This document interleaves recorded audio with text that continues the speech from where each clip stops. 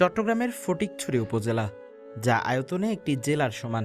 এখানে রয়েছে দক্ষিণ এশিয়ার সর্ববৃহৎ রাবার বাগান দাঁতমারা।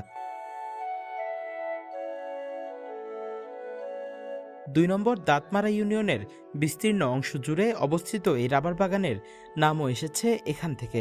জানা গেছে, দাঁতমারা রাবার বাগানের যাত্রা শুরু হয় ১৯৬৮ সালে একটি ছোট নার্সারি দিয়ে।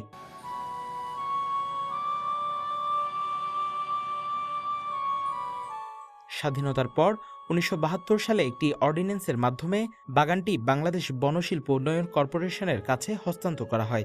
তখন এর আয়তন ছিল মাত্র ৪০১ একর। বর্তমানে বাগানটি প্রায় ৫,০০০ একর জায়গা জুড়ে বিস্তৃত। সারি সারি রাবার গাছ এবং প্রকৃতির সবুজ ছায়ায় তৈরি এই দৃশ্য যেন কোনো ক্যানভাসের আঁকা ছবি। দেশের বিভিন্ন প্রান্ত থেকে প্রতিদিন অসংখ্য দর্শনার্থী এখানে ভ্রমণে আসেন।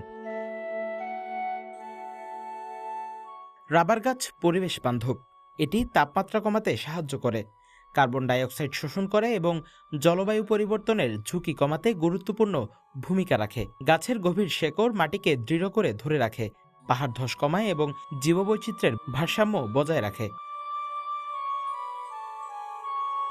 একটি রাবার গাছের গড় আয়ু প্রায় ৩২ বছর, আর রোপণের ৭ বছর পর থেকে উৎপাদনের উপযোগী হয়। বর্তমানে দাঁতমারা রাবার বাগানে রয়েছে প্রায় ২,১৯,৩৪৯টি পরিপক্ক রাবার গাছ। প্রাকৃতিক পরিবেশ সুরক্ষা ছাড়াও দেশের অর্থনীতিতে এই বাগান গুরুত্বপূর্ণ অবদান রাখছে।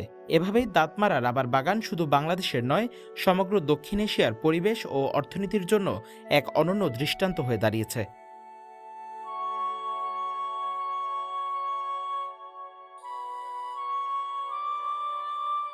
ফটিকছড়ির প্রতিনিধির পাঠানো তথ্যচিত্রে news desk, CTG post, Chittagong.